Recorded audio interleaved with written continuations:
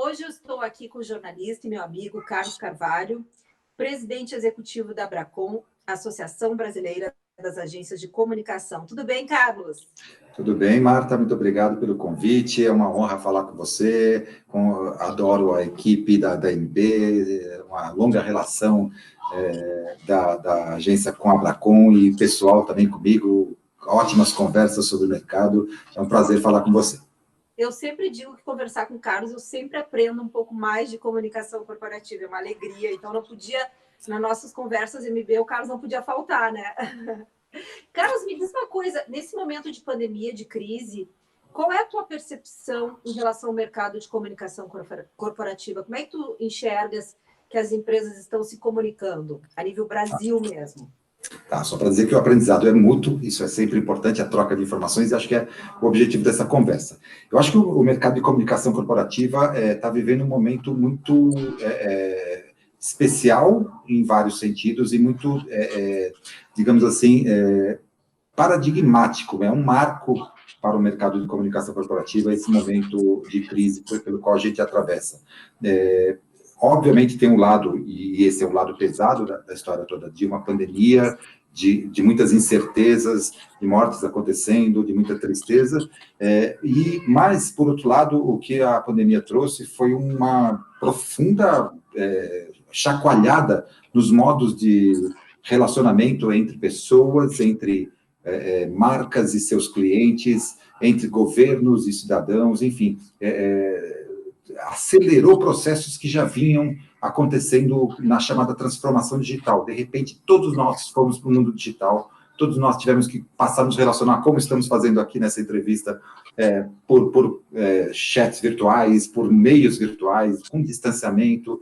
As empresas, muitos segmentos da economia foram impedidos de abrir, de operar, por questões científicas e sanitárias para proteger a vida de todos e para proteger o bem comum, e as empresas tiveram que começar a se reinventar do ponto de vista da sua relação com os seus públicos estratégicos, também os governos, mas especialmente as empresas. E nesse processo, a comunicação ganhou uma relevância. Num primeiro momento, o que a gente sentiu no mercado foi, além do pânico que todos nós sentimos, um pânico específico dos empresários que olharam assim, bom, se eu não vou faturar nessa próxima semana, nem na outra, eu preciso começar a cortar custos. E, obviamente, parte desses custos cortados foram também de comunicação. Houve um primeiro momento em que as agências foram procuradas pelos seus clientes, assim, olha, não sei se eu vou conseguir pagar, se eu vou conseguir manter os mesmos serviços. Só que as agências deram uma resposta muito rápida. A primeira coisa, Marta, que acho que é importante a gente ressaltar, e eu sei que a MB fez isso também muito rapidamente, com muita eficiência, foi que na primeira semana em que as medidas de isolamento social foram decretadas nos vários estados do país, as agências foram muito rápidas em colocar os seus profissionais em home office, dar a eles instrumentos tecnológicos para se manterem conectados e continuar atendendo os clientes. E acho que isso, de uma certa maneira, lá pela segunda ou terceira semana da crise, começou a mostrar para os clientes, opa, tem um segmento aqui dos meus fornecedores que não só não me abandonou, como continua me atendendo em todas as necessidades que eu tenho. Eu preciso me relacionar com aqueles públicos que eu não estou podendo receber na minha loja, no meu comércio, na minha indústria, com aqueles fornecedores que estão em pânico, gerar conteúdo, gerar informações de relevância. Então, as agências foram muito rápidas, eficazes em mostrar que poderiam ser não mais apenas a ponta final de um processo de comunicação, que é aquele da divulgação das coisas do cliente, mas parte da estratégia de negócios e de manutenção da conexão dessas organizações com os seus públicos estratégicos. Então, a comunicação ganhou uma relevância, porque as empresas passaram a ver na comunicação parte da sua essência, quando antes elas viam a comunicação como um meio. Agora, é a essência e a estratégia. Então, parceiro estratégico mesmo, principalmente nesse momento de crise, né? Que E a empresa precisa se comunicar com o seu público e, através das agências, a gente trabalha com isso. Em muitos casos, ativando canais digitais que não eram bem utilizados e mostrando a potencialidade que esses canais têm, produzindo, como você já mencionou, conteúdos relevantes para que os clientes não perdessem a conexão. E eu tenho dito assim, a organização que ficar em silêncio, o empresário que ficar em silêncio, aquele que não se posicionar, que não mostrar que está fazendo algo pelo bem comum, não apenas preocupado com venda e com movimentação econômica, ele vai ser esquecido, ou pior, ele vai ser mal lembrado pelo seu consumidor. Talvez ele comece a olhar para o concorrente, aquele que fez ações solidárias, que se posicionou, que trouxe especialistas, que mostrou a segurança da sua operação, isso é importante, né? Não basta botar o álcool em gel, máscara, tudo mais, tem que mostrar que isso está sendo feito para o consumidor, para que ele sinta segurança para consumir aquele produto e serviço, e para o momento do retorno, voltar com segurança, né? A gente está vivendo em algumas cidades o retorno aos shoppings, ao comércio, está havendo de tudo, mas tem muita desconfiança. Tá? As pessoas estão com medo. Então, a gente tem que transmitir confiança, e a comunicação se tornou essencial para essa transmissão de confiança. Uhum. E a questão da prevenção de crise, gerenciamento de crise, também tem uma demanda grande nesse momento, né, Carlos? Sim, a crise é uma crise que é generalizada, todos nós somos vítimas da crise, e que tem particularidades. Alguns setores estão vivendo crises mais agudas por causa por terem sido mais atingidos, como área de comércio não essencial, turismo, cultura, serviços que, enfim, que não são considerados de primeira necessidade. Então, o que aconteceu? As agências, nós, os profissionais da comunicação, o nosso setor já tem uma expertise, já tem uma inteligência embarcada de gerenciamento de crise. Por quê? Porque são profissionais e agências que sabem ler cenários, entender o que está acontecendo, e entender o que está acontecendo no Brasil de hoje significa um vai e volta de medidas governamentais, um vai e volta de números e tudo mais. Os empresários estão muito perdidos. Os profissionais da comunicação, com as ferramentas do jornalismo profissional, que aprenderam também nas suas carreiras na mídia, tem uma capacidade de analisar cenários, de traduzir isso para os clientes, e de alguma forma, transmitir tranquilidade para que eles possam tomar decisões mais maduras. Então, aflora também, nesse momento, a capacidade setorial de gerenciar a crise. É uma expertise nossa, nós somos muito bons nisso, sem nenhuma modéstia, né? É algo que a gente pode dizer, é uma expertise do setor, e nós podemos ajudar muito os clientes a trabalhar a situação de crise. O que tu achas que vai mudar? Se Deus quiser, um dia vai passar isso tudo, essa crise, né? Sempre passa, mais longa, mais curta, passa. O que tu achas que tu vai mudar na área de comunicação corporativa depois dessa pandemia?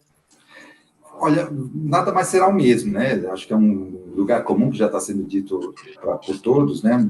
Nenhum segmento econômico vai ser igual ao que era antes e depois disso. Alguns vão tentar voltar a uma normalidade anterior, mas eu acho que não vão conseguir.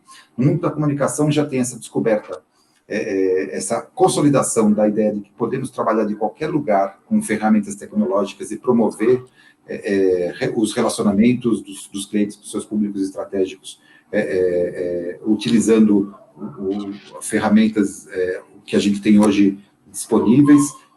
Nós temos, certamente, vamos aprofundar o uso da tecnologia, da inteligência artificial e de outras ferramentas de BI, né, de Business Intelligence, para mapear temas de interesse dos temas e, enfim, nichos de interesse dos clientes, ajudar também no mundo dos negócios. Acho que isso vai ser uma nova expertise que o setor vai desenvolver. E temos, do ponto de vista das agências, vamos ter novas configurações de trabalho, né? Com, acho que, mais conectividade, mais objetividade, reuniões mais diretas. A gente está aprendendo muito com esse mundo das lives e das videoconferências, a ouvir o outro, porque a fala, vamos dizer assim, a conversa simultânea de uma reunião presencial não é tão possível assim no ambiente digital. A gente tem que parar para ouvir o outro. Pegando esse teu gancho aí, sabe que eu tenho vontade de fazer, o Thiago, que está produzindo a nossa conversa, sabe disso, eu já tinha comentado com ele, de fazer esse bate-papo uma vez por semana com pessoas do mercado, pessoas que eu acho interessante, empresários e tal, há muitos anos. E nunca fazia, e nunca fazia. E agora em casa, com a pandemia, ver como tudo que é ruim, né? Tem um lado que a gente tem que ver um copo cheio, né? E agora com a pandemia eu acabei no finish e está sendo muito legal, muito gratificante para mim. Porque a gente imaginava isso como, vamos chamar a pessoa para vir aqui no escritório e fazer uma fala, né? Porque pela isso do dia a dia e tal, né? Exatamente. Então, acho que tem uma profunda transformação que vai acontecer no mundo da comunicação, com mais agilidade, já éramos ágeis, mas com mais agilidade ainda, mais possibilidades de conexão, de conectividade e de decisões mais certeiras. E acho que está todo mundo aguçando a sua capacidade de leitura de cenários, porque essa pandemia está trazendo uma infinidade de informações, de decisões que têm que ser tomadas com base em informações científicas, em dados. Lidar com dados vai ser algo muito... Já era algo que estava sendo trabalhado dentro do setor ainda como uma coisa meio misteriosa, né? O que a gente está fazendo atualmente é lidar diariamente com dados da realidade, com dados estatísticos, para tomar decisões. Então, acho que nós vamos nos aproximar mais desse mundo de inteligência de dados. É uma vamos dizer assim, das consequências positivas dessa situação toda. Perfeito. Eu tenho assistido, não sei se você já visse, as lives do Nizam Guanais, que eu acho ele realmente fantástico, assim, acho ele muito inteligente. E ele até já comentei aqui numa outras conversas que eu fiz. Esses dias ele falou que a grande propaganda atual é a geração de conteúdo. Concorda, Carlos? Concordo. Ele também disse que as empresas têm que acabar com o lero-lero, né? Fim da era do lero-lero, ou elas praticam o que elas dizem que fazem, né, nas suas missão, visão, valores, naquelas coisas bonitas que estão no site e na parede, e que passam a fazer disso uma verdade. E a questão da produção do conteúdo, o Nizam já tem falado de relações públicas e public relations, que é o nosso trabalho, e de conteúdo há um bom tempo. E ele foi certeiro, tem sido certeiro a dizer que estamos definitivamente entrando numa era em que o conteúdo é tudo, e o conteúdo verdadeiro, baseado em informações consistentes, que combate as fake news, que seja transparente, que ajude a combater essa praga das fake news, né, da disseminação de informações falsas que podem ceifar vidas. A gente já viu exemplos disso. Então, acho que as organizações e nós, os profissionais da comunicação, temos uma missão muito forte em aprofundar ferramentas de produção e distribuição de conteúdo que reafirmem, como também na mídia tradicional, que teve um ganho com essa crise, um ganho de audiência, de credibilidade, que reafirmem a necessidade de que as informações tenham veracidade, sejam checáveis, tenham a ver com a realidade, e que isso ajude a população a se orientar na compra de produtos, no consumo de serviços, e também nas decisões políticas que eles vão tomar em relação a eleições e tudo mais. Eu acho que o Nizam tem sido muito certeiro nas suas visões. Ele foi um paciente da Covid, acho que isso mexeu muito com ele também, mas ele já há um bom tempo vem falando dessa era do conteúdo, e acho que agora ele tornou... Esse momento agora de pandemia a gente tem batido isso muito com o cliente, a importância de gerar conteúdos interessantes, né, que sejam um serviço para a comunidade, para a população. Mudando um pouquinho de assunto agora, antes de encerrar, eu queria te perguntar daquelas delícias que tu postas, de pratos maravilhosos, que tu virou quase um chefe, né? Além de presente, chefe, tem que ter um livro depois, porque eu fico realmente com água na boca. Fala um pouquinho desse momento de pandemia que está aprofundando um pouco esse lado chefe. Não, tem duas coisas que me fazem descomprimir em relação ao dia a dia do trabalho, que eu gosto muito, é desafiador, mas que gera tensão, né? Uma delas está aqui atrás, que são os livros, né? A gente em casa cultua muito a literatura, sou coautor de um blog chamado Lombada Quadrada, que fala de livros e literatura, e eu gosto de cozinhar, já há um bom tempo cozinho, não sou alguém que cria receitas, eu adapto ou simplesmente sigo receitas quando elas são boas, então eu vou na base da intuição, eu acordo com vontade de comer bacalhau e vejo que receita eu poderia fazer com bacalhau e vou procurar, dá vontade. Mas é parte da rotina aqui de casa, então uso a hora do almoço, tento fazer pratos que encaixem na hora do almoço entre começar o preparo e terminar de almoçar para poder manter o trabalho, o expediente. À noite, uma coisinha um pouquinho mais longa, com um vinho e tudo mais, e no fim de semana, aqueles pratos de 2 horas, 3 horas de duração na panela, que fica em fogo baixo, para maturar uma carne, uma coisa assim. Então, é uma terapia, é um momento muito gostoso de ficar comigo mesmo. Isso é muito legal nesse momento de quarentena, cada pessoa parece que está aprofundando um pouco mais um lado que gosta e não tem tempo de tocar, né? Eu passei a compartilhar todo dia, eu boto a foto, mas junto com o placar da pandemia, nos dias de isolamento, ele está ali, ó, nesse cantinho aqui.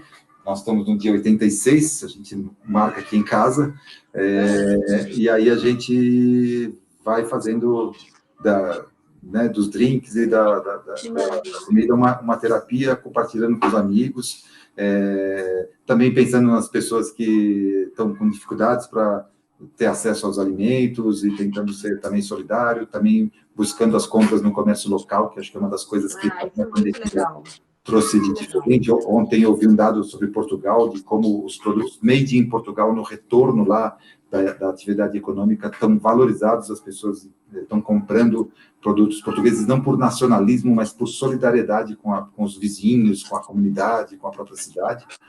Também busco isso aqui no bairro onde eu moro, em Pinheiros, em São Paulo, buscando as coisas que estão na vizinhança, manter o comércio local aceso.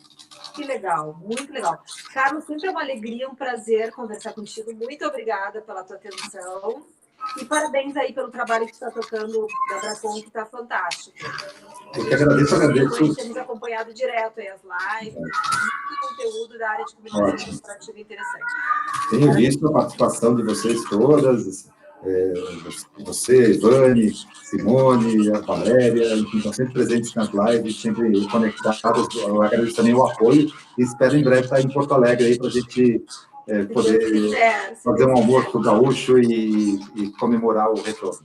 Se Deus quiser, isso tudo vai passar e a gente vai se encontrar pessoalmente, tá bom? Um beijo, obrigada aí pela atenção. Até mais, obrigado. Show de bola, Carlos. Sempre muito bem. Adorei. Foi ótimo.